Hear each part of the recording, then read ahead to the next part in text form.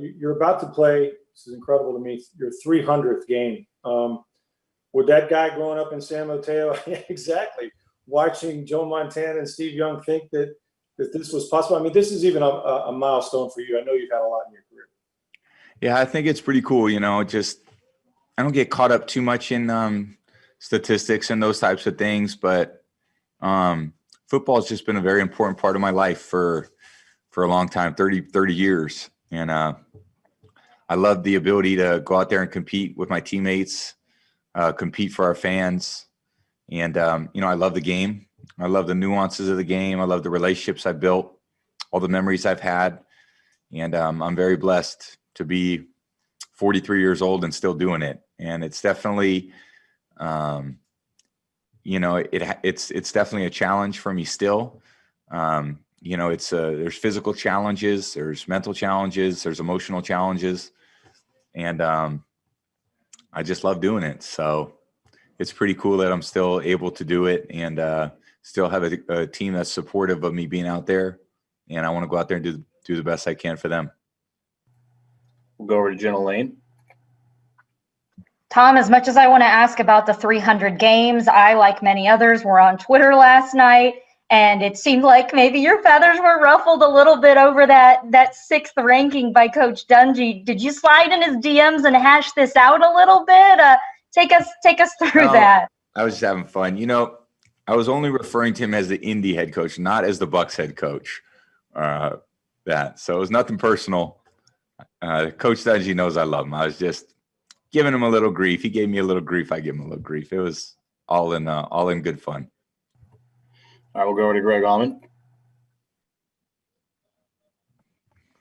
Hey, Tom, I know given your career, I know you're measuring the success of the season and what you do after the regular season. But I just want to ask you personally, I know that probably wanted the team to win more games than they have. But with 2 games left in the regular season, I just want to ask you personally how you think this season has gone for you compared to your expectations for what you could do this year individually. Well, I think the season will be what we make of it. And, our season's not over yet. So we got a lot of football ahead. We got obviously a hugely important game this week and then one more game in the regular season. And we're going to have to play our way into the playoffs. So it means we got to win games. And, this is the one that matters the most because it's the next one. And if we make it, we do get in. So it's hugely important. And every season presents some different challenges. Every season has, different things that challenge you in different ways. This one has been a challenge, I think, for everybody around the world. And, we're managing with it. We're managing it. We're dealing with it as best we can. And I think we're trying to make improvements, trying to make them on a daily basis. And, I'm very excited about, this weekend's game and seeing what we do on the day after Christmas. All right, we're going to go over to Scott Reynolds. Hey, Tom, Merry Christmas. Thank you. You're a 14-time Pro Bowler. You had a fantastic season this year with the Bucs, going to 9-5 so far. With 2 more TD passes, you'll set the franchise record for the most in a season. And this is your first year in Tampa. I think you were snubbed for the Pro Bowl. My question to you is this: do you feel snubbed? And if so, do you use that as a motivational edge, or 21 years into this, you don't care about the Pro Bowl anymore? Well, I think there's a lot of people who end up being, deserving a really cool accolade like that. And I've been very fortunate to be picked, a bunch of times. And I think it's really great for other guys to get picked too. And it's hard sometimes to pick just a few guys. And, this year there was a lot of great candidates at a lot of positions, at a lot of teammates that I wish they would have made it. And, it's just just got to keep trying to go out there and earn it. And I think ultimately for me, it's about winning games. And I think individual accolades have a certain place. The most important thing for me has always been winning football games. And, I wish we were 14-0 at this point. We're not. We haven't deserved it. We haven't played to that level yet. But hopefully we can play at a much higher level this Saturday. We'll go over to Ira Kaufman.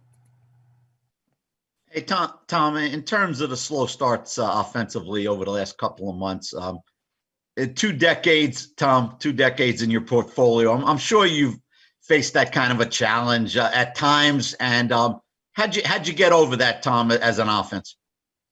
I think there's always things you're working on. Sometimes you're fast starters and slow finishers. Sometimes you're not good at the end of halves and slow to start the third quarter. I think we definitely have to be better to start the game. We're to spot a team 17 points, 14 points is not where we want to be. And I don't think there's a special play to call. There's nothing that's guaranteed to get us yards or first downs or points. It's about us all collectively bringing the right energy and emotion and execution to the early part of the game. And that'll put us all in a better position to succeed as we move forward in the game. So I'd like to see us play with the lead. And we're going to have to work hard at that. Like I said, there's no magic plays to those things. It's going to be up to us to just go out there and do it. All right, we'll go to Sarah Walsh. Hey, Tom, I'm curious how this experience is a little bit different for you as opposed to New England, where year in and year out, you guys were going to the playoffs, and you guys have some folks that have been here for years and years and years and haven't had that experience that you've gotten. So as you are closing in on that, and Bruce talked about this being a hat and t-shirt game, how is it different for you being around these guys that are, on this quest to experience that for the first time? Yeah, I want them. This is why we play, to put your team in a place and give yourself an opportunity to compete for a championship. And it takes a lot of work to get to that point. It's very hard to get to that point. The competition's tough. Week in and week out, you're playing against great teams, great coaches. Every team has strengths and weaknesses, and we put ourselves in a position where if we win, we're in the playoffs. So that's where we're at, and that's what we know what's ahead of us. We got to go out there and play well. We're playing against a very explosive team that's played very well at different times throughout the season. They've had leads. They haven't held on to all of them, but they played from ahead. They played from behind. They got a very good quarterback, great group of skill guys. They have a very tough scheme on defense. So we're going to have to go out there and play our best 60 minutes. We have time for a few more. We're going to go to Steve Isbitz. Tom, a little bit earlier, you mentioned emotional challenges of playing football. Can you give an example of what one of those might be this year with the Bucs? Yeah, I think there's things that happen on the field. There's things that happen off the field. Emotionally, there's a lot of different emotions that go into playing. And sometimes after you lose, you could be very discouraged. You could lose confidence. Other players could lose confidence. You could be emotionally drained from winning games. You could deal with off-field issues. I had teammates that have gone through personal issues that, affect them a lot. I've had personal issues that affect me with my, different things that have happened in my life with family members and so forth over the last 4 or 5 months. So all of it is about being mentally tough, dealing with whatever you need to deal with in your life as a professional, and putting those things in a certain place so you can still go out and try to perform at a high level. And there's no 2 years that are the same. They're all a little bit different. We're going to close out with a question from Carlos at the Detroit Free Press. Hey, Tom, asking you to go back a ways, but 20 years ago, you made your NFL debut at the Silverdome against the Lions. Just wondering, what do you remember from that experience, and what did it do for you as a young quarterback to help you progress in your career and give you confidence moving forward? Yeah, I was active for that game. It was Thanksgiving Day. We got our butts beat pretty bad by the Lions, and got in at the end of the game. I think I threw three passes, and it was just kind of a insignificant start to the career because I wouldn't say many people were expecting me ever to